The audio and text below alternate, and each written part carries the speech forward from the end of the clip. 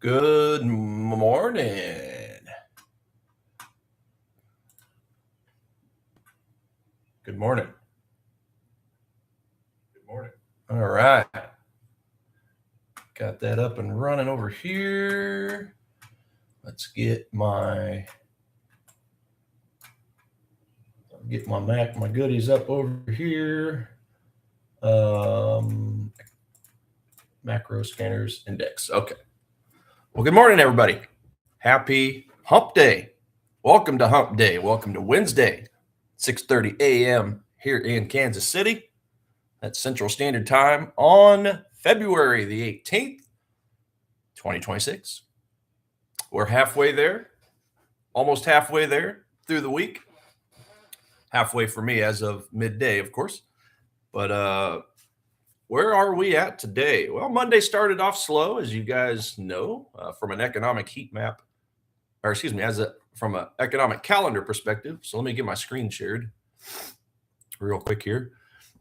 And let's go do this week, apply settings. So yeah, slow Monday. We come into yesterday, Tuesday. We had some cool readings on Canada's inflation reports. Okay. So a little bit on the bearish side for the currency, a little on the good side for their pocketbooks and the stock market there, filling up their tanks for gas, et cetera, right? So inflation, that was inflation for Canada. And then yesterday evening, good morning, Jeremy. I am well, my friend. I am here. I woke up today. It's a great day by default, right?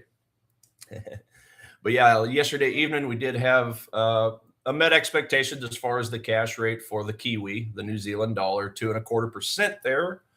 So they remain there. And then today, what have we got today, ladies and gents? Well, this morning we did already have a CPI reading come out for the British pound. That met expectations as well at 3%. So that is down from their previous report, their previous reading of 3.4. So we'll take a look at some of these pairs that involve the pound here in a second. Just to see if we had any movements. But as far as the rest of the day goes, do have our FOMC meeting minutes here in the States, followed 10 minutes later by the Reserve Bank of New Zealand, Governor Bremen, with his lip flapping session. That is a high impact event. So we'll see if anything big comes out of that. And then around the day out, we do have Australia's employment numbers coming out. Looks like their employment change is going to be expected to be lower by about a third, actually, of what they had on their previous reading for additional jobs, additional employments. So that's that. And then their unemployment rate looks like they are expected to tick up 0.1%. Not really that big of a surprise, considering the fact that, hey, look, the difference in employment numbers, employment change. So that's later this evening. That's 6:30 p.m. my time, Central Standard Time, and that'll round out the day, ladies and gents.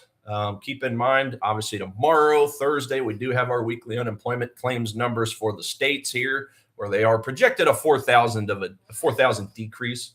Okay, so that would be a very slight bullish reading for the U.S. dollar if that comes out to that number. RBNZ, Governor Bremen, he's not done yet, ladies and gents. He's going to be flapping his lips again tomorrow, okay, 5 p.m. And then Friday, we got a big day as far as PMI data, quite a bit of it. We got the Eurozone, we got the British pound, and we got the U.S. here. Just taking a look at that. So Euro looks like they are still in a little bit on the contractionary territory for the German manufacturing sector. Okay, so they are still in the contractionary territory.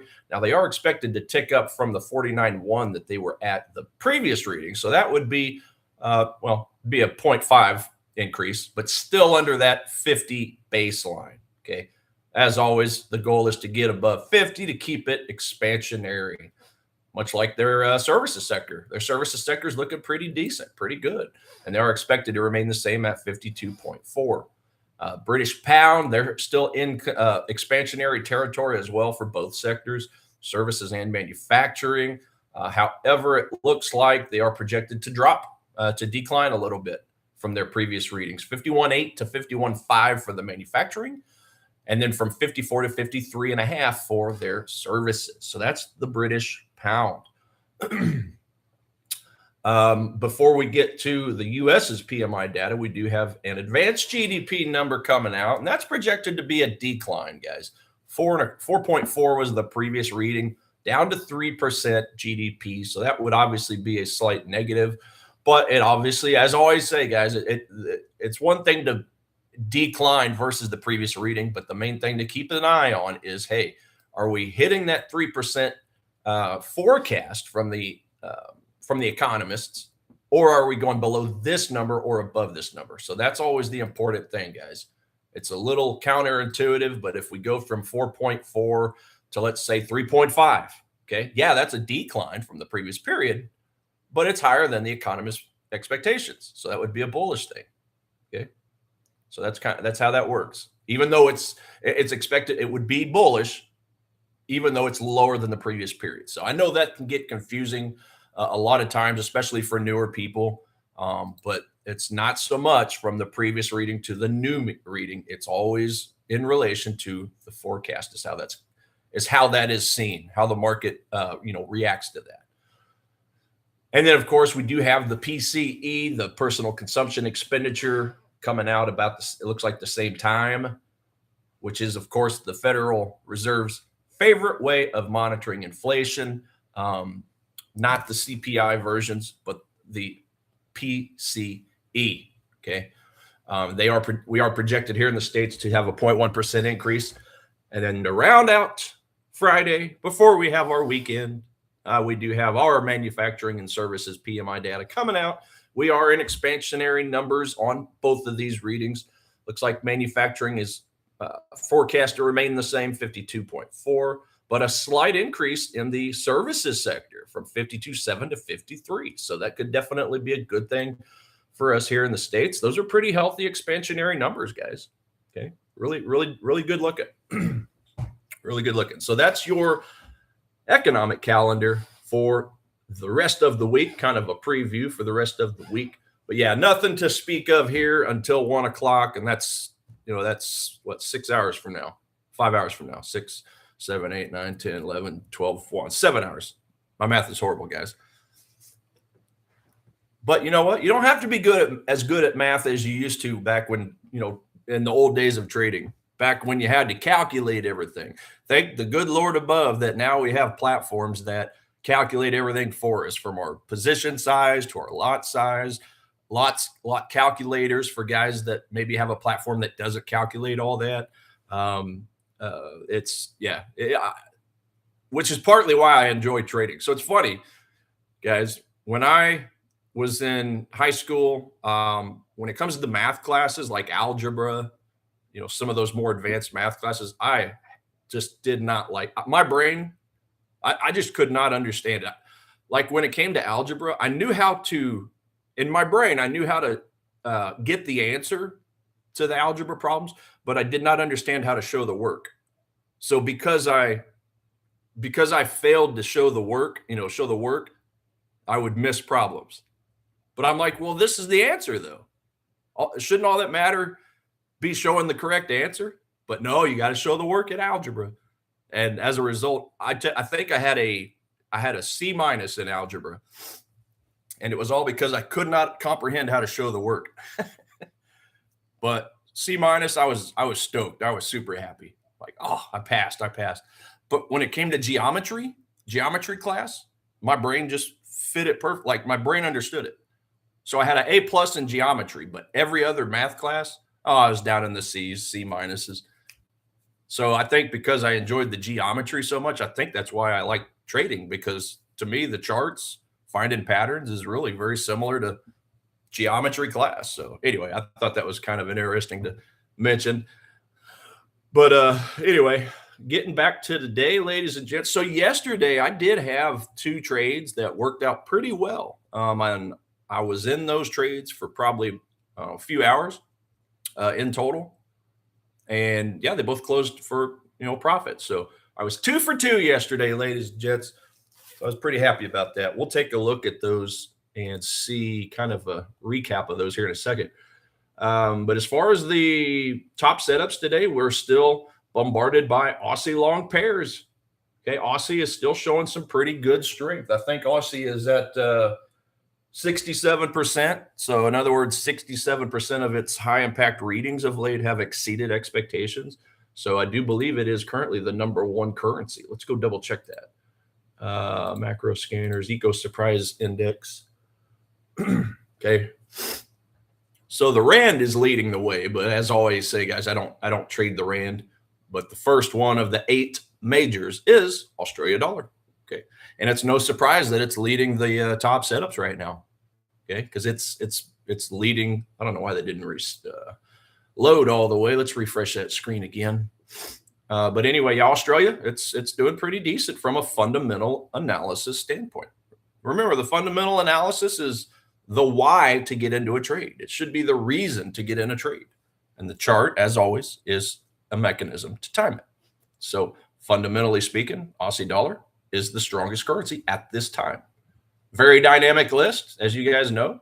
As more and more high impact events come out, it changes the numbers. Very dynamic. So, but right below that is the euro at 60%. And then the US dollar here is 58.3. So that's a little on the neutral side. Very slight strength to the upside for the dollar. But if we flip to the bearish items, guys, right now, the Japanese yen is the weakest. This is the one that is being paired to strong currencies in order to sell the yen and buy the other currency, right? So yen at the bottom, the pound is at 40%. So it's second. And then the Canada dollar is third. And these are from the bottom, okay? So real simple way to look at this is to pair a strong currency with a weak currency and go out there and buy the strong currency, okay? Sell the weak currency. This is really a pretty good trade plan all on its own, but keep in mind, it is only 1/3 of the analysis, okay? We got 2/3 being the reaction or the relationship from smart money to dumb money, meaning the COT report, all the retail sentiment reports, AAII investor surveys, put to call ratios, those things, right? That's the sentiment. And then obviously the technical analysis to simply time the trade. So that's a current look at your currencies there. And yeah, as we mentioned, Aussie is at the top. And it's also down here as far as buying the Aussie, selling the pound, okay, as the number one item to sell. The pound, remember, is I do believe that, what I say, 40%? Yeah, 40%. So you got a 40% pound and a 66% Aussie. So it's no surprise that right now is at the bottom of the list, because as you see from the chart here, okay, it's very heavily skewed towards fundamental analysis. Think about it. 1, 2, 3, 4, 5, 6, 7, 8, 9, 10, 11, 12, 13, 14. From here, from my arrow to the right, there's 14 parameters. Okay, 14 parameters. When it comes to sentiment, there's only 2. When it comes to technical, there's only 2. Okay, so 14 out of the 20 are skewed towards the fundamental analysis. Okay, this right here is a big, nice visual of why fundamental analysis is so important, because it overwhelmingly takes up most of the space on the top setups chart. Right? Again, the fundamentals are what they're talking about on CNBC, on Bloomberg Markets, on their YouTube channels, when they're interviewing big banks, when they're interviewing hedge fund managers, CEOs, corporation owners, things of that nature. What are they talking about? What do they talk about? GDP. Do they talk about inflation on there? Absolutely. Do they talk about jobs? Do they talk about unemployment rates? Jobs increases. They're always talking about growing this business to increase jobs, right? That's what they're talking about. So it's no surprise that the fundamental analysis categories overwhelm the totality of it, right? But this is over here with the technicals and the sentiment. This is still 4 boxes, right? So it's important, but it's heavily skewed towards fundamental analysis for a reason. Okay, the growth numbers, the inflation numbers, and the employment numbers. So always keep that in mind. You don't ever hear them talking on one of those stations about a 5 or a 15-minute chart. You don't hear them talking about a moving average crossover necessarily, right? So just keep that in mind. So that's and that's why the top setups chart is just designed beautifully to get us just the most important pieces. And as always, guys, Trader Nick and company do have a 40% off discount going on. They got a promo this week, the rest of the week for the Edge Finder. You can get a deal with the stock box as well if you're looking to trade stocks. Okay. It's got a top setups page of its own with its own financial readings, sentiment, and technical readings. So I really, really like this because I have 25 stocks on my Ola Prime challenge account. It's a 2-step Prime account, which I didn't even know it came with when I got the challenge. I got it for the Forex, obviously, but then it came with 25 of the top large cap stocks. And so it's, as soon as I realized that, that's when I swooped over and got the stock box. So really cool stuff over here, guys. But anyway, that's my plug for the day for the Edge Finder. Let's get into some charts. Let's go take a look at these 4 Aussie pairs real quick. Okay. Now the scores aren't the strongest. We finally do. Well, no, I think, let's see. Yeah, yesterday, I think we had just 5s were the highest score, but now we got Aussie Swiss at a 6. So let's take a look at Aussie Swiss, Aussie dollar, and see if we can, oh, you know what? Before I do that, guys, I forgot. I got to show my trades from yesterday. Let's see. What did I have? Euro, New Zealand, and Aussie dollar, I think is what I had. Sorry, guys. Let me get this popped up over here on my other chart just so I can see what trades it was.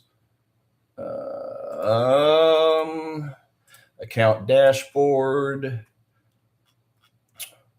Aussie, New Zealand is that one for sure. Sorry, I should have had this pulled up, guys. I'm sorry. Just want to make sure I'm covering the correct one. You start looking at so many charts a day, it's real easy to forget which trades you had the previous day. Okay, Aussie dollar. Aussie dollar. So the first one I closed was Aussie New Zealand. So let's go find Aussie New Zealand real quick. Aussie New Zealand, here we go. Okay, on this chart, I was really heavily utilizing my new filters that I kind of got familiar with I should say 2 weeks ago. But as always, from now on, guys, nothing's really changed. It's just a new way of filtering it. But when I'm looking for something in an uptrend, I want to be looking I want to make sure the 8 EMA is above the 21 EMA. Okay, that's the moving averages, the exponential moving averages. So we're good there because the dark red line is my 8, and then the light red is my 21. Okay, so lower number must be above. Then we go down to the 1-hour chart. Same thing here, except we're using the light blue, which is my 50 EMA, and then the dark blue, which is the 200 EMA. So the goal on this time frame is for price to come back to the 200 EMA, guys, and pierce it and go through it. While at the same time, I want to see my relative strength index indicator. By the way, I use an RSI 6 period, not the standard default 14 period. This is a 6 period. Okay. Right here, RSI length 6. This number, anytime you pull up an RSI on any platform, it's typically default to 14, but we change it to 6 because I want to be looking at the most recent info. Okay. But anyway, the goal here is to have price. If I'm trying to buy something, I want it to pierce the 20 line at the bottom. That's the dark red. Dark red. Okay. Now I got in this trade yesterday. Let's see where we're at here. Right here. Because I was looking at this demand zone over here. Now I was looking at it from a 2-hour perspective. Because as you can see, if I turn my drawings off. Okay. Remember, I might have talked about this yesterday being a fat doji. Okay. Fat doji candle. Indecision candle, but it was obviously more bullish than it was bearish. So that was the basis for this move. Okay. Price based. And then when we had our leg out, it pushed up rapidly. It broke structure to the left, and it had an RSI increase, or I'm sorry, a relative, a volume spread analysis increase. Okay. That's these candles down here. So that shows that we had some a very strong case of demand exceeding supply, which is the whole point, the whole thing you want to look for when it comes to demand zones. And then vice versa for supply. You want to look for supply heavily exceeding demand, right? So that's the basis. And when I turn my drawings back on, we had price come down to it right here. Okay. And I just moved it over here to get it out of the way. But yeah, when price came into the zone here, okay, when price came into the demand zone, double check here. Oh, I think I was looking at, you know what, guys, I totally apologize. I was looking at this on a 15-minute. Yeah, here we go, 15 minutes. So, so daily is up, 1 hour is up. And now I can stick with the 1 hour if everything looks good and makes sense there, or I can come down to 15, make it a little bit more of a scalpy type trade. Okay, a little more of a smaller time frame. So what I ended up doing was when price came down to the demand, okay, from here is where I looked for my RSI, my relative strength index, my overbought reading. Okay, and I always use overbought in quotes because just something is overbought does not necessarily mean it has to immediately turn around and reverse and go the other way. I think so many people use RSI as a trade signal all on its own, but that is just one piece of the puzzle. Okay, one piece. You don't want to just buy and sell just because something is overbought or oversold. And a perfect example to that is gold and silver. If you guys look at a daily chart of gold and silver over the last couple years, okay, if you look at that, you've got nothing but overbought and oversold readings. Okay, here's gold. Right? Look back here. See, this is overbought down here. We should sell it, right? We should sell it because it's overbought. Nope, because look what happened. It just ripped. So, you know, I like to look at, I kind of use RSI in a couple different ways. Number one, I like it as a continuation indicator, especially on assets like gold, silver. Because something that's overbought can stay overbought for a long time, right? Depending on the asset. So if you learn nothing today, remember we're trying to get 1% better each and every day. That's really all we got to do. Just focus on 1% better. But if you want that 1% better, think of RSI not as a signal all by itself. Okay. Because again, look right here. If it's overbought, I have to sell. No, they got their faces ripped off. RSI stayed overbought for a long time. So this has to be used in conjunction with other items. So for me, it's obviously the moving averages, it's the supply and demand zones, it's the volume, it's the divergence of RSI, it's obviously the edge finder to verify that I'm in line with the bullish or bearish signal from it. Okay, no item that we look at should be used entirely on its own. That's exactly why we look at the edge finder, the top setups with all these boxes, guys. There are so many traders out there in the world that will use nothing but trend analysis, that will use nothing but seasonality, that will use nothing but what the big banks are doing. Okay. Or, hey, what did the GDP report look like? They make their buying and selling decisions on that. The retail sales, the inflation numbers, okay, the employment numbers. There are traders out there that focus on one of these items and that's it. But you have to look at everything as an aggregate, as a collective whole. Okay, it's important. So, what did I do with my chart, by the way? Let me refresh that. So anyway, getting back to what the hell did I just do with my? Oh, there we go. Oh my gosh, guys. I got charts everywhere. Aussie, New Zealand. Getting back to Aussie, New Zealand. So yeah, I was on this 15-minute chart, guys. Yeah. Now, the whole goal with this trade is to wait for a candle. Now, because I looked at it on a 15-minute, I have to see a 15-minute candle closed bullish. Okay, and preferably with a bump on the volume. So if we look at the candle, it's less than the candle to the left, which was the last down candle.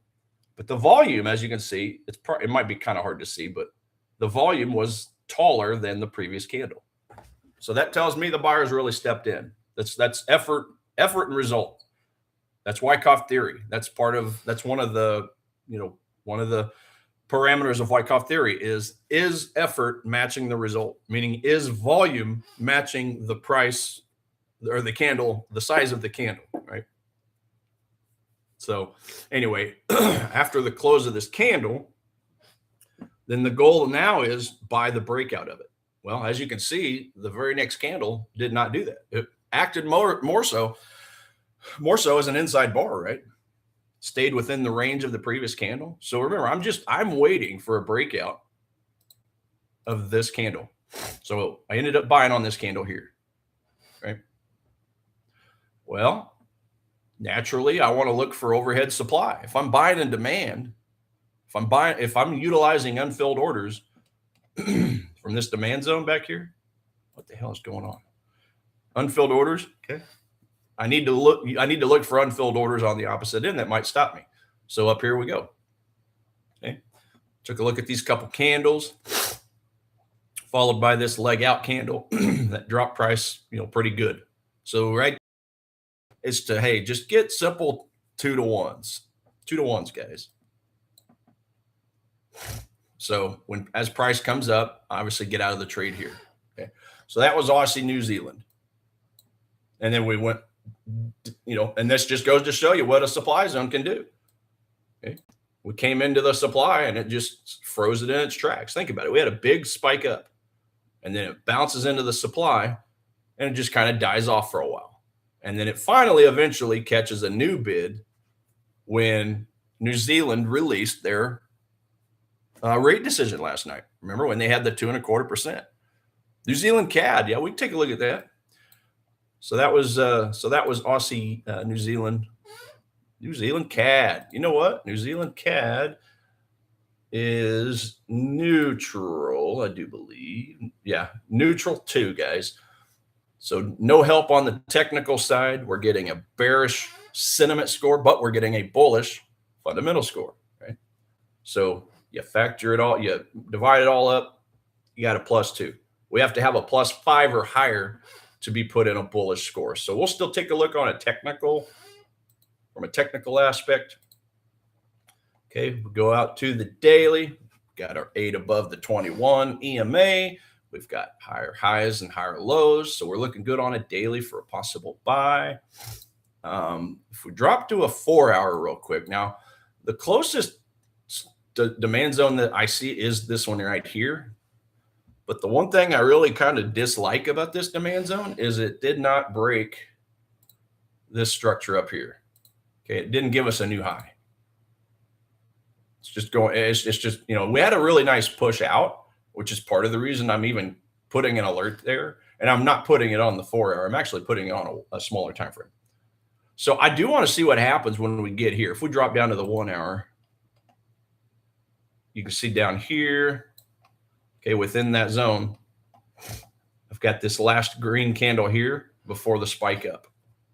And that's because it gives us a gap, fair value gap from here to here. So there's our fair value gap showing that the structure right before had demand heavily exceeding supply, right? So fair value gap. So that tells me that I want to keep an eye on, obviously, the 1-hour candle itself, which is why I put that white line there. So I've got an alert just ahead of it, but with the intentions of keeping an eye on a possible buy here if I get everything happen in my favor, meaning I get a break of structure back to the upside as far as a confirmation entry. I see volume really start kicking in. Maybe I get a bullish engulfing candle when price returns, or a candle like this with a wick underneath, except I would prefer one bigger. Okay, small body up top, big long wick underneath. That would be a good look if price re-entered this zone. Maybe I get a divergence on RSI, meaning lower lows coming into the zone, but maybe I've got higher lows on the RSI itself. Okay, showing that momentum is trying to flip around to the opposite side. So that's some ideas. Now we're not too far away. That looks like an old zone there I can delete. Let's get rid of some of these lines.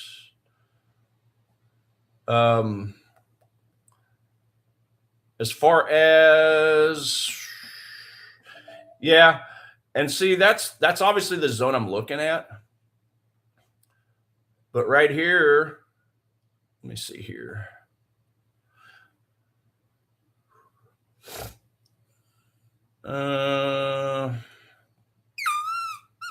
Yeah, I was gonna say we had RSI go under 20 right here, but I just did not like this area as a possible demand zone. Doesn't really look that good on a 1 hour. Let's see what a 30-minute looks like. A 30-minute doesn't look good because the top of that wick touches this body right here. So that's an efficient price structure on this time frame. Let's try just for kicks what a 15-minute looks like. Okay, 15-minute. Yeah, so 15-minute. Yeah, there's the absolute tiniest of gaps between that, but that's not enough to get me excited. And also the main thing that's not getting me excited about any of this, no matter what time frame I look at it on, is the fact that if you look at my RSI down here, the candles are tiny and they're blue. So when you see a blue candle in the relative strength index, and ignore the white line, by the way, that's my average true range line. I just kind of combine indicators, so it could look confusing. I just combine it to, to have a spot to put it. But if you just look at the candles, they're blue. So if you see a blue candle here, let me do this. Blue candles mean below average trading activity.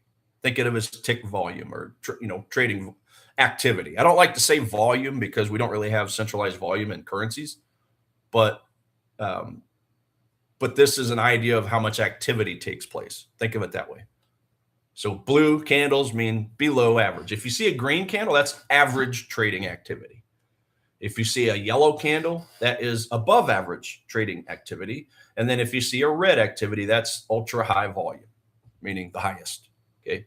You see candles like these big red ones or even big yellow ones whenever we have high impact economic calendar releases typically. Okay. Or maybe there was a bombing somewhere, or something, a new development in one of the wars that we've got going on, or obviously things like the military position in Iran right now, or not in, but on the outsides, by the seas. Okay, whenever something like that happens, that's going to think of it as an event that spooks the market, whether for better or for worse. Right. That's typically why you have these big red events, these big red candles. Okay. So anyway, yeah, I don't like this area. It's a long-winded way of saying that. I'm more so interested down here, what happens when we get down here.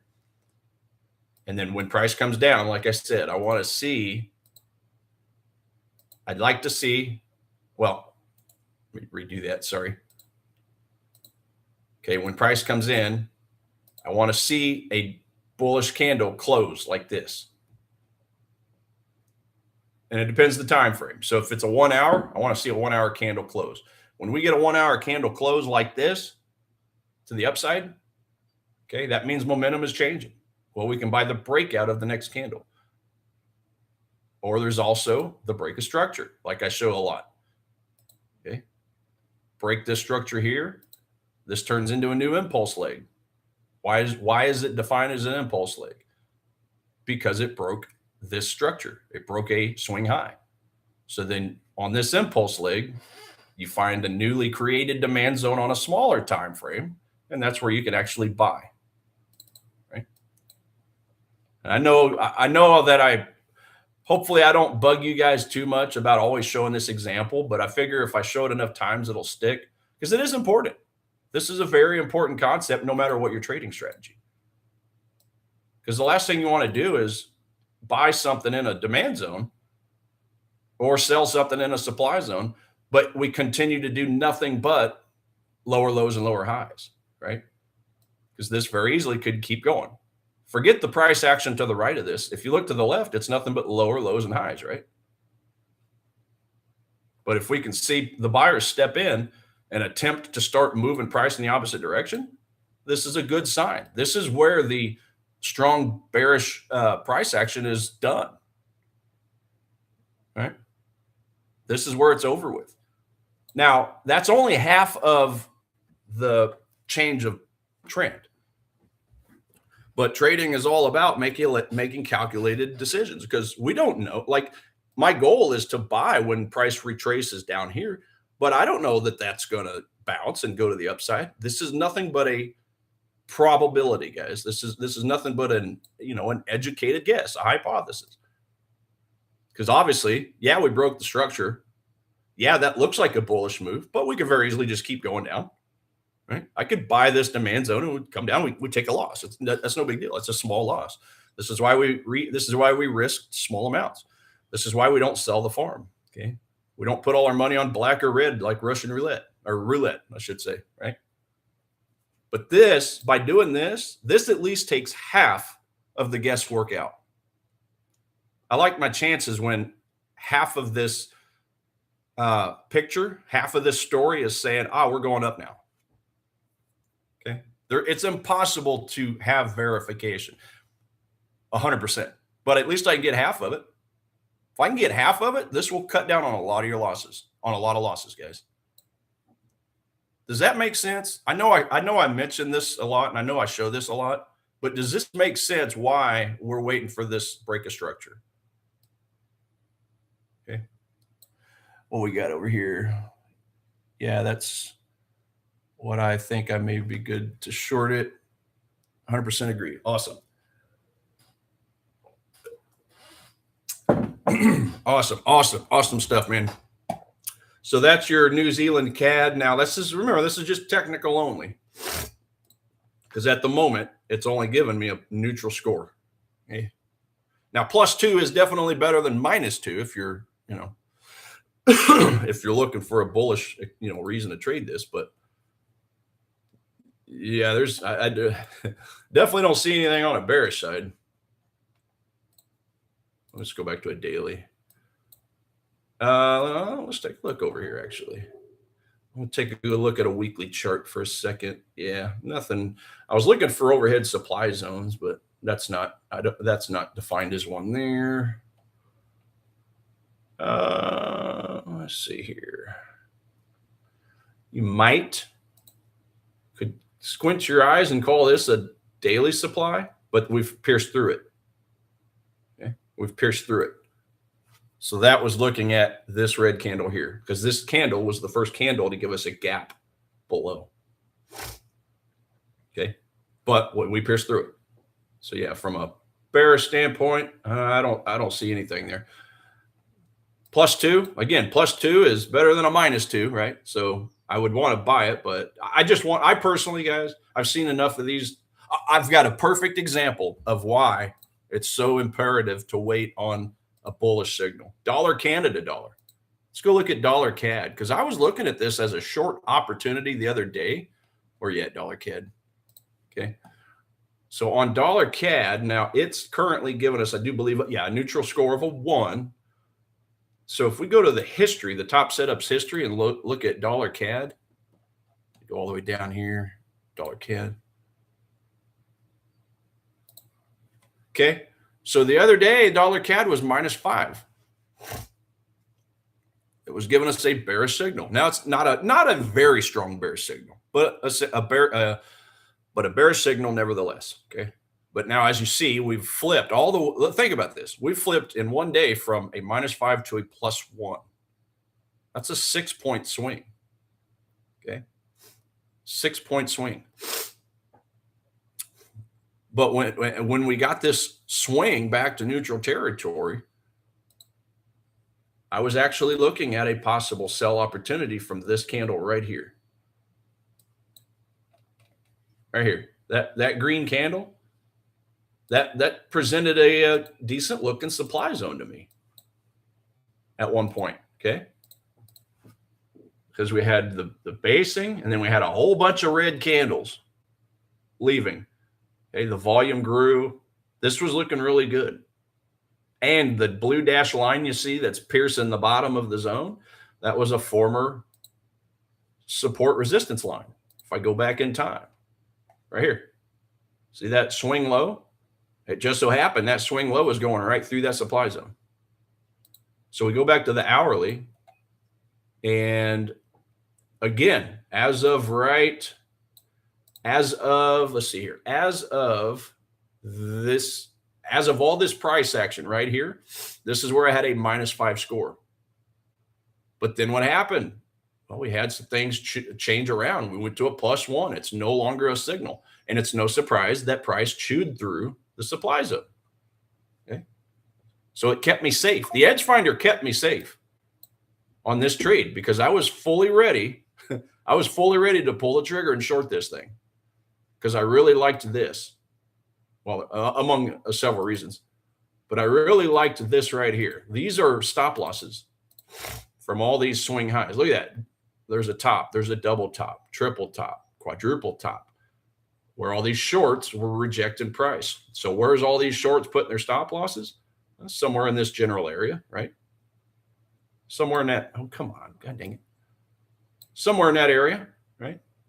So what I was loving about this possible setup was the fact that not only do we have unfilled orders from this strong looking supply zone, but now we got liquidity. Now we got liquidity grabs right here, potential liquidity grabs, because these short sellers put their buy orders, because that's what their stop losses are, right here. And what do big banks need to fill their sell orders? They need buy orders, right? So I was just licking my chops, ladies and gents, thinking, we've been a -5 for a day or two. It went quickly. Think about it. We had went from a 0 to a 4 to the -5. So it was starting to flirt like it was wanting to, start a stronger downtrend. But it didn't do that. It gave us 4 days of bearish signal, and then everything changed. So remember, it's a dynamic score. So the second I saw yesterday that we came back to neutral, I avoided this, right? Even though I was like head over heels for it because of these liquidity grabs, I held up, and this is all thanks to the edge finder, because in my old days, I would have shorted this just based off the fact that I really liked the supply zone and I like the resistance line going through as a confluence, right? But fundamentals are everything. They keep you safe, guys. They keep you safe. So that was dollar CAD, but did you have any other thoughts about the New Zealand CAD before we move on, Jeremy? Let me know if there was any other thing. I hope that made sense for you. Yeah, if this flips, if we can somehow flip this and give us a bullish signal, then I like this. I like this as a possible buy down here for sure. Okay. Now, my favorite spot, though, is going to be down here where you see this confluence. Because I feel like yeah, I mean, this is a swing low, but I think this would be stronger down here. It'd be cheaper. And down here, we've got a daily, which is the yellow. We've got a daily demand zone, which gives confluence around these 4-hour demand zones that are inside. So I really like this area down here, or even better yet, probably down here, because it's even cheaper. So those are my favorite. But yeah, if we flip a bullish signal when price comes down to this area, we'll look for a confirmation entry as a possible long entry for sure. And then obviously you want to keep an eye on overhead supplies just to make sure that they don't take your unrealized gains back the other way. So, if you get into a trade down here, just be aware that up here you got an overhead supply. You had a gap down and a big candle. Okay. Not really that much volume to worry about or trading activity. So it may just chew right through that, but I still want to be aware of it. Short-term selling. Oh, okay. I got you. Yeah. Well, I mean, there you go. You got a supply up here. But yeah, again, it's, if anything, just remember though, it's if anything, this is still just a little hair on the bullish side, because it's given some pretty good, strong economic readings that favor New Zealand over Canada. So just keep that in mind. And not to mention that over here, I need to refresh that. Let me go over here. Let me refresh this. But yeah, New Zealand is still a little, a little stronger than Canada right now. Gosh, this is so slow. New Zealand 57, Canada 42, right? But yeah, it's not a bad spot. Technicals. Because if you look at this on a like up here, like over the last few weeks, then that's clearly at the top of the range, right? So if you're like a sideways trend trader, then yeah, that's a pretty decent spot right here to short. So for sure. Did we have something else hit?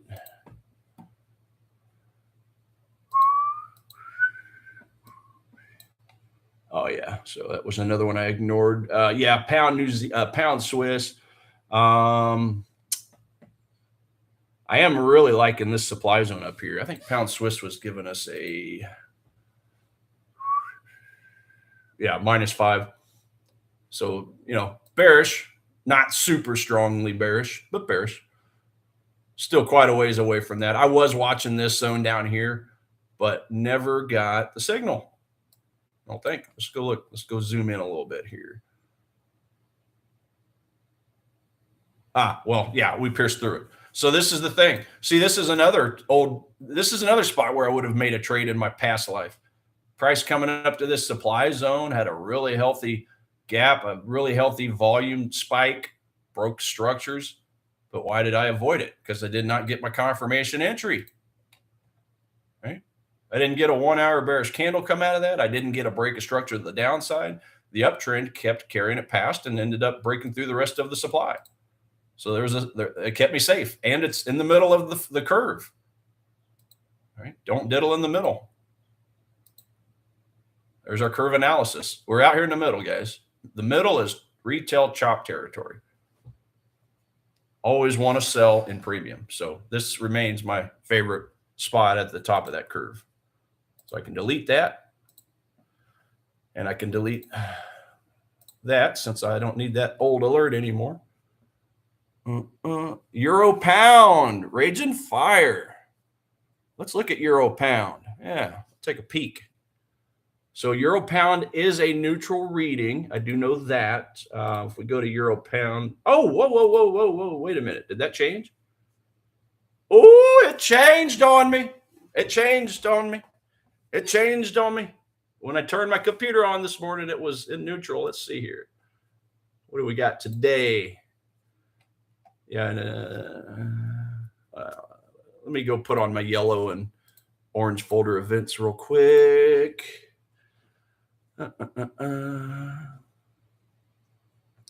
Yeah, so the regular CPI for British pound remained the same at 3.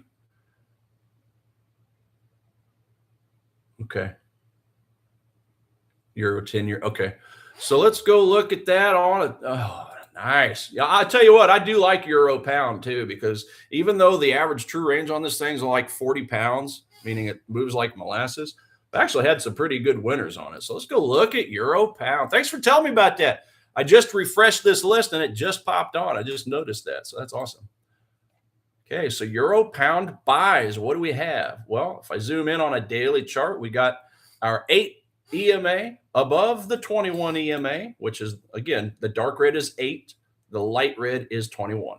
I don't know if that's hard or easy for you guys to see, but yeah, that's definitely, it's confirming that we've got upwards momentum. We did break this structure over here. We got low here. We got some higher lows on smaller time frames. So yeah, let's dig into this sucker. Let's see what we got. Just looking at some top line zones. Yeah, we got one down here. I don't really have a decent looking 4 hour demand right here. So let's just go on down to the 4 or to the 1. Ooh, look at this. Look at this. Look at that. Look at that 1 hour demand zone. Look at this. Okay. Nice basin candle with a wick under it, meaning price dropped. And then the buyers stepped in and said, oh, hell nah, B. We're pushing you back up. And it ended up closing at the 50% line. Then we follow by 5 green candles, 3 of which are nice expanded range candles. We broke this structure right here. Okay. Broke this structure with some pretty good overall volume. I mean, you got your base candle, you got the leg out, and then you had the candles after where your volume spread analysis just kept growing and growing all the way to here. So that's a very strong looking move to me, guys. Now, the thing to keep in mind, though, is you have another demand zone below it. This red candle here. And what I would probably do on this candle is include these candles over here to the left, because they do slightly go down a little deeper. There's another demand zone right here. Why would I not be interested in this candle as a demand zone? Can anybody take a guess? These are my favorite. And while this is a demand zone candle with a wick, why do I not like that? Why am I coloring that light green? Okay, let's look at our wick. Let's look at our. So our fair value gap is very tiny, guys. Number one, there's not a whole ton of inefficient price action there. But the main reason, let's see what you got here. Thank you for now. I will see price action hold for now. Yeah. So the volume spread analysis, guys, the VSA, we got blue candles. We got very little trading activity happening right here. Now, as always, my goal is to find a demand zone as close to the origin, meaning the beginning of the strong move up, as possible. But when it's formed with little interest, I have no interest. Remember, this is banking, smart money, hedge fund interest down here. That's why one of my first goals when I look at a chart is, where are my yellow and red candles? Where are the banks and the big banks, the smart money, okay, the hedge funds, pension funds? Where are they entering the market? It's typically going to be where these red and yellow candles are. Right? Because remember, they're the only ones that can put in $100 million orders. We can't do that. Right? They've got endless pockets. They got deep pockets. Now, they still have to layer their orders. They still have to accumulate their positions and distribute their positions if they're at the top of a curve. Right? And they can still mask it, but even a small order for them is like gigantic for us, right? So anyway, I don't like this demand zone, despite the fact it's at the origin of the overall strong move. So we go up to the next one. We got one here. Now this is 1, 2, 3, 4, 5 basing candles. That is a little more than I like, because that tells me that the banks theoretically had quite a bit of time to be putting in or accumulating their full position right here. So I don't know that I'm even excited about that one. But if we go to the next zone up, how many candles is that? That's one, but if you decided to add this one as a second basing candle, this would clearly be a leg in candle, this red candle. But then you had 1 candle, 2 candles of basing action. Now, I'm going to pay more attention just to the last candle. If price comes down and touches that wick, c'est la vie. Actually, hot. Look at that. So I say that, and what happened? Price did come in and wicked in and rejected at the candle. So there you go. This is a great example of when you're looking at a basing action, you want to include all the candles. So obviously, we don't care about the leg in. What we care about are the basing candles before the leg out. Does it make sense? Hopefully that makes sense. But that's now, oh my gosh. That's almost a picture perfect entry right there, guys. Because you had RSI drop below the 20. Okay. You dropped in the under 20. If I focus on that, here we go. Remember, the red line is 20 and then 80 up top, right?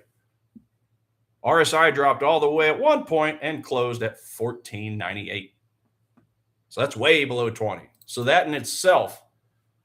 Now, the way this trading strategy works is, when you have the moving averages moving in your direction, when you have RSI go below the 20 or above the 80 if you're shorting, the idea is wait for the pullback to the moving averages before you go long, which is understandable. I've added the fact that I want to make sure I've got a demand zone in there or a supply zone. Well, check. That's a check. We've got our demand zone. But the more extreme readings are the most accurate. So rather than me buying on the 50 or like between the 50 and the 200, I personally like to just wait for the 200. Because remember, I'm a cheap ass and I say this a lot, but I want my discounts. So my bigger discounts at the bottom of this demand zone where it's going to be bouncing in the 200, which is another institutional moving average, guys, right? So this may very well just run off and leave me. Now, how do I manage this trade? Let's say we're in this trade off the bounce. Number one, price bounces into the demand. We get that green candle right there. That green candle, once this green candle closes, let me zoom in. Once this green candle closes right here, we buy the breakout to the upside. So we can't buy the next candle because it didn't break. But 2 hours later, that we got a breakout there. So that's where we would buy this market, right? Buy this market up. If you were just bouncing, if you were just buying off the bounce of the 50, right? So we'll see how that works. I mean, it very well could run off, obviously, or it may turn around and come back and search for some more discounts, search some more unfilled orders within this hourly demand zone, right? So we'll see. For me personally, I would not want to buy into this because to me, I would be breaking my rules and chasing it. This would be a FOMO trade, right? The trade to be had was at the break of the white line. Remember the green candle, the first momentum candle to the upside, right? Maybe it will just take off and leave us. That's right. And raging fire, that's trading, right? Our goal isn't to catch every single trade. It's just to catch the ones that wherein we follow our rules. If we buy right now, this is a FOMO trade. Okay, this is one of the hardest things to do. Now, I've been around for 12 years. I was a baby scorpion at the beginning of my trading career, and I was buying all these FOMOs. I was buying these, and the problem is, beyond the fact that you're chasing it, the other problem is you're completely skewing your reward to risk ratio. Because if I buy here, well, I need to look for overhead supply. In other words, where is this trade possibly going to bounce it back down, right? Take away my unrealized gains. Well, it's going to be in this area. I'm sure if I go to a smaller time frame, I might be able to find a supply zone up here at the origin of this strong move down. But let's just say I get into if I get into the trade here where I should have got in, well, it's not a great example because the 200 EMA is down below. But the easiest way to look at this is this. Measure to the top, measure to the swing high. Let's just say there's a supply zone like this, the top of the body of this green candle. So let's say that, the goal is you want to be at least targeting a profit before the supply zone, right? So if I target there, then that's, oh, come on. Sorry about that. Let's try this again. If I target here, what the hell is this? Where in the world is that coming from? I don't know where that's coming from. Oh, I see what I did. Hold on a second, guys. Like, where the hell is that? That it was getting in my way. Anyway, let's try this a third time. If I buy where I'm supposed to buy and I put my take profit there, that's 23 pips. And then if the goal is a 2-to-1, well, we got to divide 23 by 2, and that gives us what? 11 and a half. Remember, I'm not a math person. 11, let's just call it 12 pips. I got to go down here. They're right about there. So there's about 12 pips. Now, I personally do not like that. This is partly why I'm not interested in buying up here off the 50, because that's only giving me a stop loss. That stop loss still remains inside of the demand zone itself. Okay, if your goal is 2-to-1. So in other words, the reward to risk is not enough. It's not paying off. I say be careful because I think we're still going to roll over and come deeper. If we come deeper and we start getting down here to this zone or this area down here, okay, by the time price moves down a little, about it. By the time price comes down, our moving average should come up into this area, right? in the world is my stuff at? Oh, it's over. What is up? My stuff is out of sync today. All right, this is going to be a blue line, right? RSI, or I mean, 200 EMA comes up. I would prefer to wait for the 200 to come inside of my demand zone, because this by itself is going to act as an additional odds enhancer, right? Because now maybe price comes in and does something like this, right? And then this would be a better spot to enter, in my opinion, right? I think that would be the smart move. Does that make sense? Because the 200 is very similar in reaction to VWAP, guys. When we have an anchored VWAP or a VWAP line, I mean, let's say I put an anchored VWAP right here. Oh my God, why is my stuff acting a fool today? Where's my damn VWAP? Or yeah, right there. Well, now as I put that VWAP on at this swing low, that's actually presenting an argument to buy at the top. See, the VWAP is actually hitting these wicks. So you got some choices to make here. But my point is, if you buy up here, it's going to skew your reward to risk, because we have to look for a supply zone here. Or if you just wanted to go to even if you wanted to go to the top. Again, if we buy here, let's just put it to the top. Okay, that's 27 pips. But still, what's 27 divided by 2? 13 and a half. There you go. 13 pips doesn't get you. It still doesn't get you below the distal line of the demand zone. Okay. So that's less than 2 to 1. That's not, guys, I prefer 3 to 1s. 2 to 1s is my bare minimum. But if we're going anything below a 2 to 1, to me, it's just not worth it. It's just not, because the whole goal is when we take a loss or 2 or 3 in a row, we got to have a win to compensate and erase those 2 or 3 losses, right? If you have a 1.5 to 1 and you win 1 and you lose 2, you're still negative. You're still in the hole. Right? If you win 1 and lose 2 on a 2 to 1, well, you're at break even. Okay. Me, I prefer going for 3 to 1s. Then I can lose twice, 2 out of 4, and still be winning and still be making money. Obviously, if I lose 3 in a row, win that one time, that covers the 3 losses. But when you're looking for trade setups,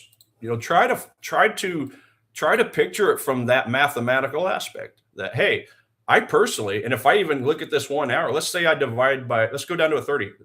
Look at this, guys. See this one? See, we had a 1 hour demand zone. Now we simply drop down to a 30. And now where's our demand zone? It's right here. See this 30-minute candle? We're fine-tuning it at this point. Fine-tuning it. That, to me, looks a lot better to wait on the 30-minute. Because by the time that happens, and if you see, obviously when we change the time frame, the moving averages are going to change. But now look at the 200. 200 is just barely above the demand zone. This is absolutely perfect. Because now what I would want to see is price, come down, tap below the 200. The goal is to pierce the 200. It's not to bounce straight off the 200. The goal is to pierce the 200. But if we pierce the 200 now, well, now we're bouncing into this demand zone, the 30-minute demand zone. And to me, this paints the prettiest picture. Because what happens from this time frame? Let's look at our reward to risk. Let's say I buy from this 30-minute demand. Okay. To the proximal. Now you have to include your stop loss. So let's just say I gave it a few pips of stop loss. Let's call it 10 pips. Okay, 10 pips is down here. Look at that, 30 pips. That's a 3 to 1 just by going to the bottom of that last up candle. That's a 3 to 1 reward to risk. You guys see that? Does that make sense? If you buy the 1 hour, It's just, it's skewing your reward to risk, right? So just have a little patience and see if we can get this, this continuation down and just bounce in. If that happens, I think that's a much better look.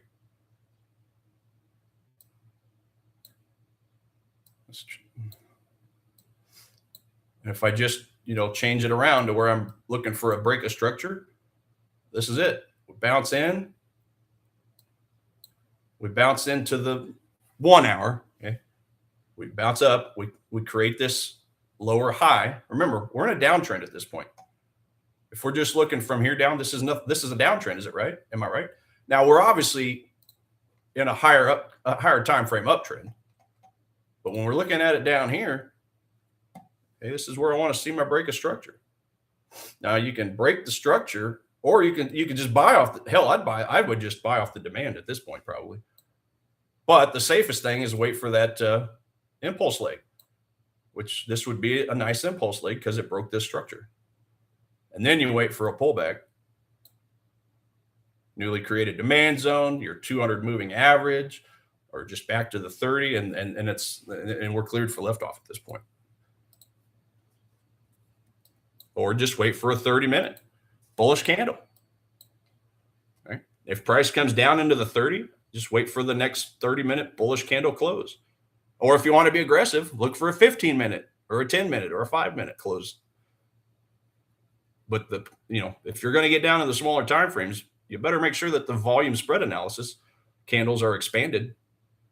They're yellow or red, because that's proof that a institution who is responsible for moving markets, that's proof that they're stepping into the market.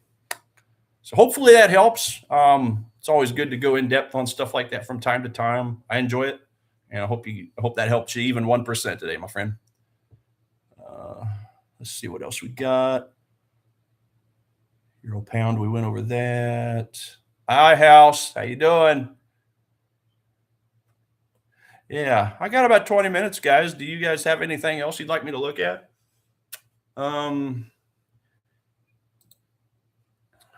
Just looking over here at the calendar again.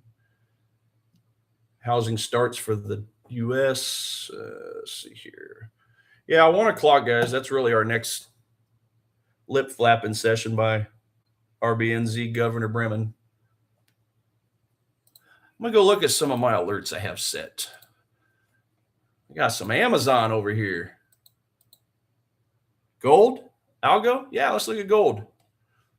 Let's go look at some gold. Gold. Remember, gold and silver are kind of going in two different paths at the moment. So if I go to a daily, actually, I think they've kind of synced up a little bit more so the last day or so, a couple of days. But gold over here, okay, after we had that big drop at the beginning of the month, gold made a new high, a lower high, okay? But then we had a higher low, and then we just barely had a higher high because we kind of wicked through this high here.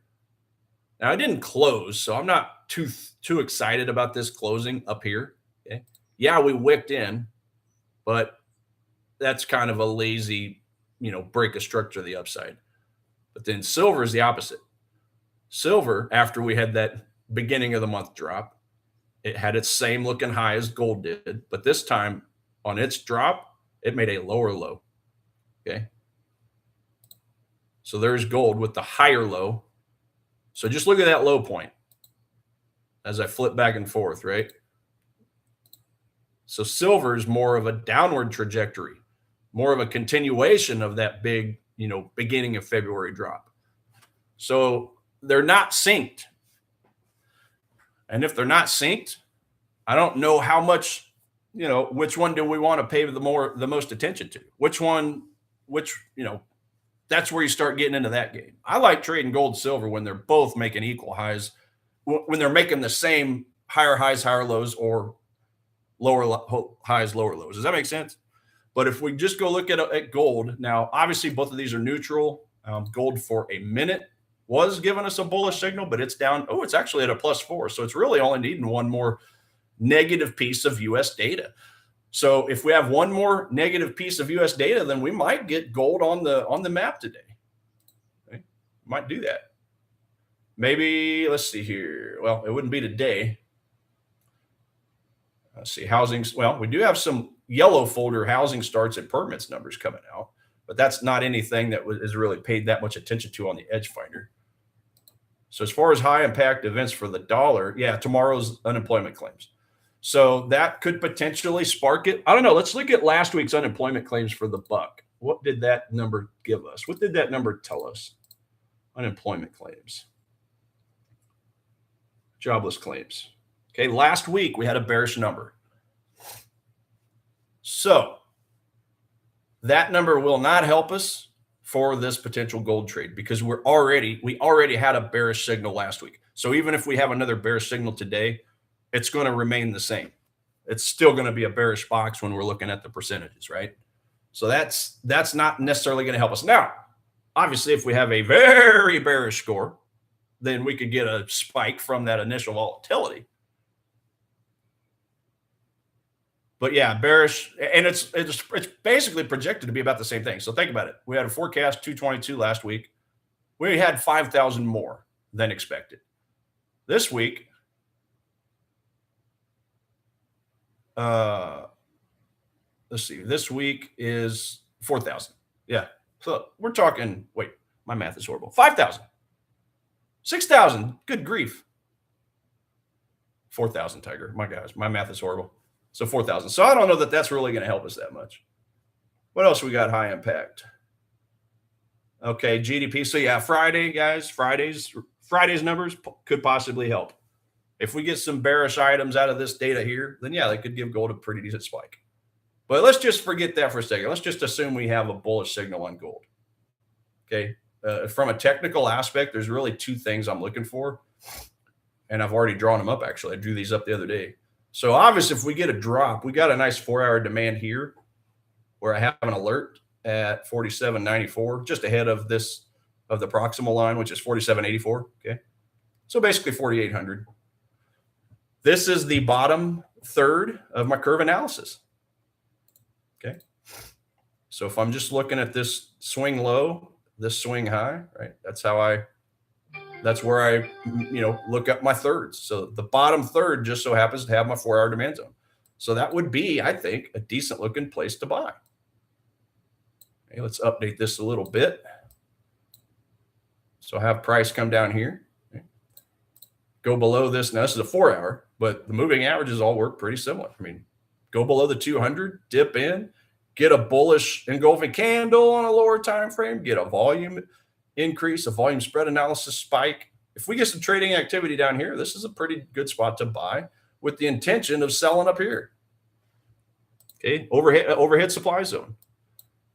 Let me get rid of some of these drawings. So buy low, sell high. We're buying in the bottom third. We're buying in the discount zone, and we're selling up here in the premium spot. So yeah, 47.85, I think is a pretty decent looking spot. Again, that's a 4-hour. 4-hour consolidation of unfilled orders. This would really be looking good. I got to admit, this would have been looking way better if right here where we broke structure, if we would have closed up here, but we didn't. We just kind of wicked in right here. See? This is the one thing holding me back from being 100% excited about that 4-hour demand zone. Right? We broke this structure, yes, but we didn't close on a higher time frame. That's the only thing that's one thing. Okay, all else being equal, assuming we have a bullish signal. That's the one thing holding me back. Because when I buy into a demand zone, I want to see proof that that demand zone is strong. And one way of finding that proof is seeing, did that demand zone take out an overhead supply or an overhead resistance point? Swing low or swing high. In this case, it's a swing high. Okay, we pierced through it, but we did not close above it. So that's the one downfall, but still, I still like it. Now we could go down to a 1-hour and fine tune it a little bit and see if we got anything on a 1-hour. And on a 1-hour, the picture looks a little different. So our 1-hour demand zone down here is going to be this candle. Let's move this out of the way for a second. This is the candle I would care about. this one right here? Why not this candle? Well, the reason I don't care about this candle or this candle here, the red candle, is because if you look to the top of the candle and to the right, it intersects this candle over here. So that's a closed efficiency. That's an efficient market. I care about inefficiencies. So my inefficiency that I see is the top of this candle, skip the leg out candle, and we go to the bottom of the next candle.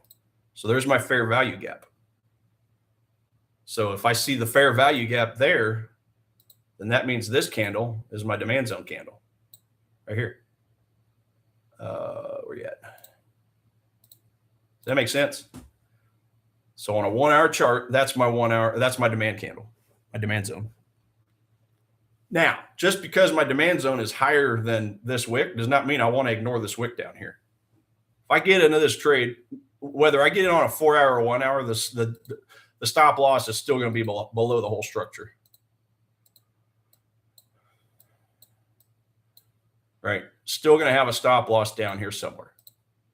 Just because this demand zone on a 1 hour is higher up, yeah, it doesn't mean anything. I'm still going to take this wick into consideration. And it's really not even saving me. It's really not even giving me a discount either, because this is our 4 hour that I'm scrolling. It's at the top of the 1 hour too. Is that, you guys see that? So might as well just stick with the 4 hour. But at least I know that on a 1 hour, I've got a gap. Remember, the whole point of trading is supply and demand is to make sure you try to get as many odds enhancers in your favor, but also try to get as many sets of eyeballs on that same price zone as possible. So I got a 4 hour set of eyes on it. I've got a 1 hour demand zone trader out there in the world paying attention to it. I'm sure if I dropped to some smaller time frames, I'd find those too. But that's if we get a discount. But ultimately, my favorite gold spot and my favorite gold trade would be to continue the breakout like I drew here yesterday, guys, for gold. Okay, let's get the breakout. Let's get price to break through this like this and then retrace. And then hopefully on this new impulse leg, which, by the way, I got to move that over here now at this point. All right. If we get price to move up, this turns into a new impulse leg because it broke structure. It broke a double top at this point. So hopefully when this breaks through, hopefully somewhere in here we leave a demand zone, a newly formed demand zone that's created. Okay, if we get that, if we get a new demand zone right around the swing high, the double top on this leg, let's just say we get it right there. That'd be a pretty decent looking spot for a buy. Remember, we don't want to just buy the breakout, because what happens if you buy the breakout? Let me see. Well, yeah, if you buy the breakout, then it's going to skew your reward to risk because you'll have to put your stop loss below. But from here, this may not seem like a lot, but from here to here, that's a pretty good discount just on this retracement leg. Okay.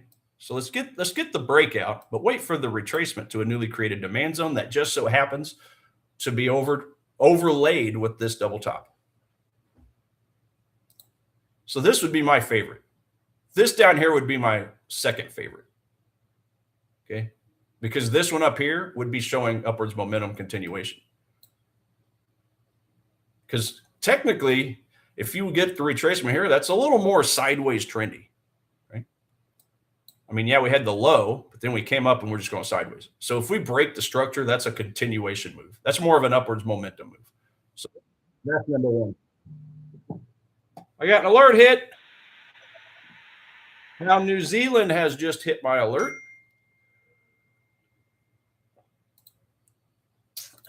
Pound New Zealand, just looking at the score again real quick. Look at that. Pound New Zealand fell off the list. Go to my neutrals real quick. Pound New Zealand is now a -4. So we were at a -5. Now we're -4. So we're technically a neutral, but let's take a look at the technicals anyway. Okay, daily, Got my 8 below my 21. Obviously, you guys can see from a mile away that's a downtrend, but it's nice to know that we have the 8 below the 21 as well.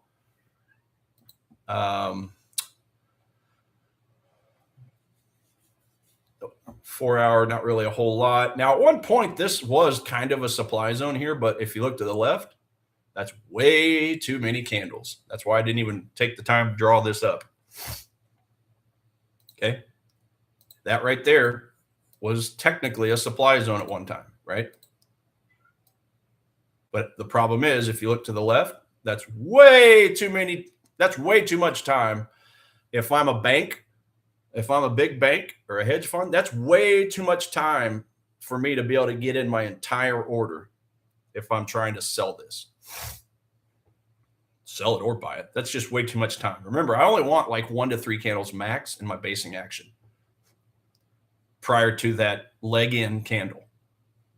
So zero interest in drawing that up. And it's no surprise that what happened? Well, we chewed right through it.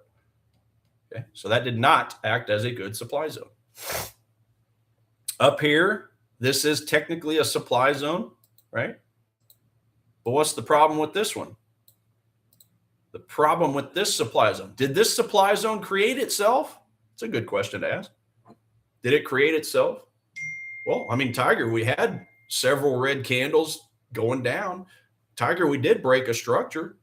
Why is that not a supply zone? Well, it is a supply zone. It's just not an institutional supply zone. It's not a created supply zone because number one, the volume sucks. The VSA candles at the bottom are some dinky looking green ones. That's number one. But number two is this supply zone was created as a result of bouncing off of another supply zone. Right here. This supply zone caught the price and pushed it back down and created it. So I don't like supply zones or demand zones that are created as a result of bouncing off of another supply or demand zone. It's got to create itself out in cyberspace. The hell? My cat's out there going crazy, guys. Better not be on the cabinet. I'm gonna get him. But anyway, so yeah, that's of no interest to me. So that's 4 hours. Let's go to a 1 hour because this is where I care the most about my moving averages. Okay, 50 is the light blue. 200 is the dark blue. 50 is below, so that's good. What about my RSI? Okay. Well, number one, remember we got our supply zone up here, right? This is a smaller time frame. This is I think 15 minute. Let me go double check here. Rona, what are you doing out there? Better not be on the cabinet. I'm gonna get you. Anyway, I don't remember the time frame. Is that a 5 minute? The hell time frame did I draw up this supply zone on? This red rectangle. Oh, 10 minutes. Okay, so it was a 10 minute. All right, let's go. Sorry, guys. Sometimes I forget which time frames that I draw these supply zones because I look at quite a few of them. Well, that still ain't right. Maybe that's what I meant to do. Anyway,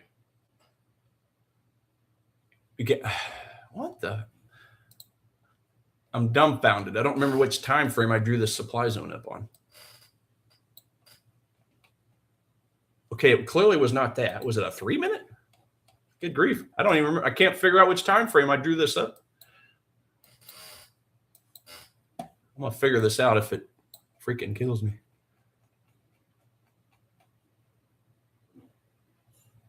I don't know. I don't know. I'm dumbfounded. But either way, I kind of drew it up on a 5 minute. But let's go to the 1 hour because that's all I care about. I know that's a supply zone. I just can't figure out why it is.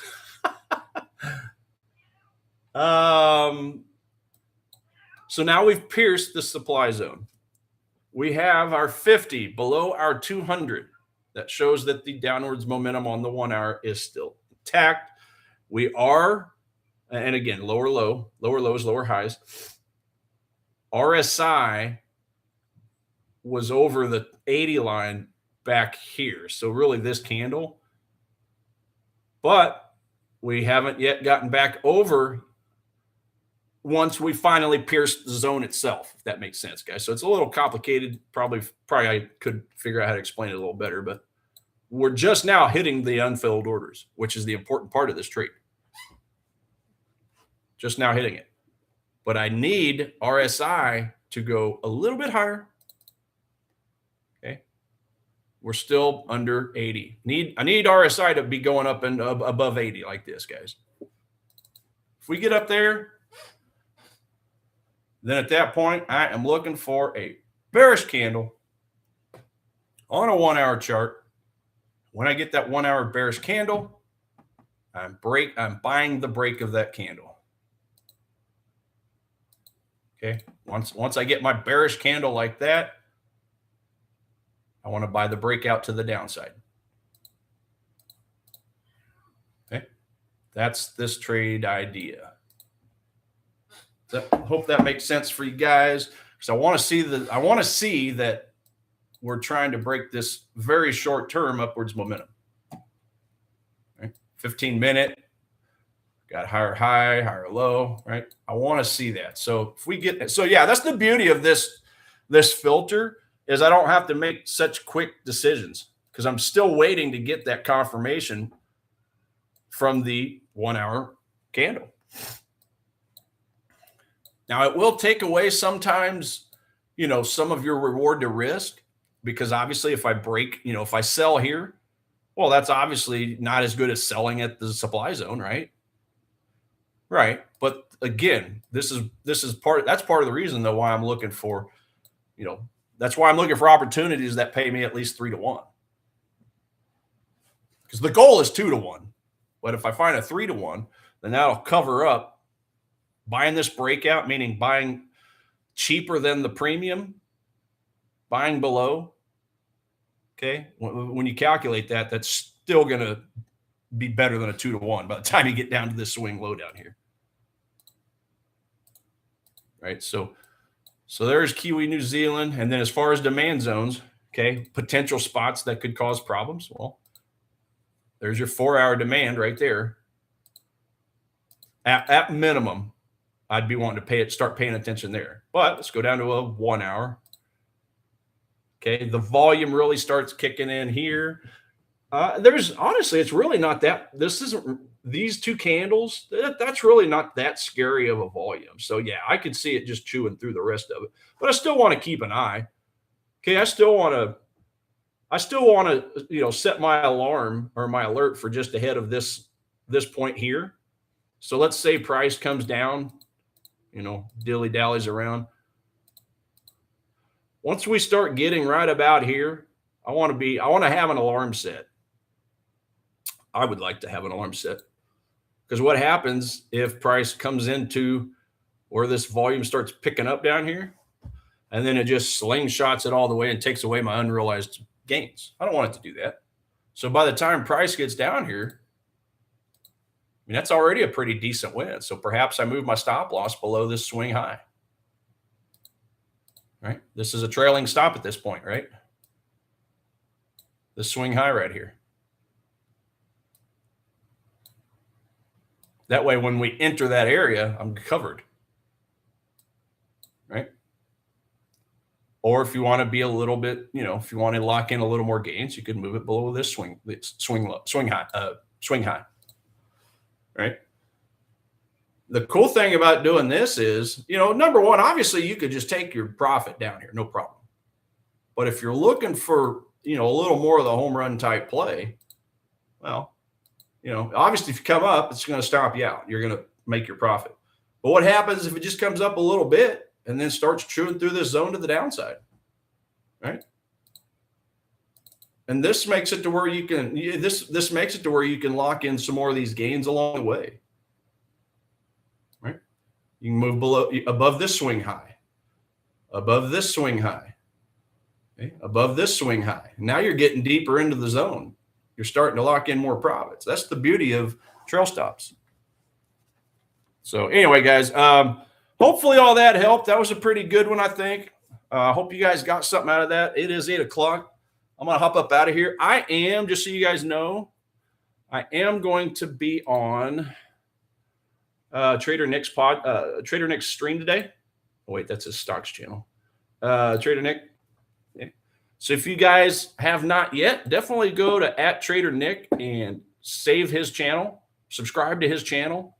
Okay, I'll be on his live stream here today. I am on there. And here's our schedule, guys, a1trading.com. And then you can just click on A1 live stream right here. And right here is where it shows our schedule. So today being Wednesday, I'm on it. These times are in Eastern time, by the way. Okay, these are all Eastern Standard Time. So I'm on at 12 Eastern today, which is 11 o'clock here where I'm at. And then I'll be on tomorrow at 10:30 Eastern. And then Friday at 9 a.m. Eastern. So basically Friday, I'll end the stream just a little bit early. That way I can prep for the stream, because 9 a.m. Eastern is when I end my stream, my personal stream. So here's your schedule. And then, yeah, the current day's stream is usually over here to the right as well, or just click on YouTube, whatever. But yeah, love to have you there. But other than that, I'll be back on tomorrow at 6:30 a.m. my time. Definitely go check out my shorts videos, guys. I like to have fun with these. Sometimes I get a lot of views, like 1,000 a couple of days ago. Sometimes I just get a handful.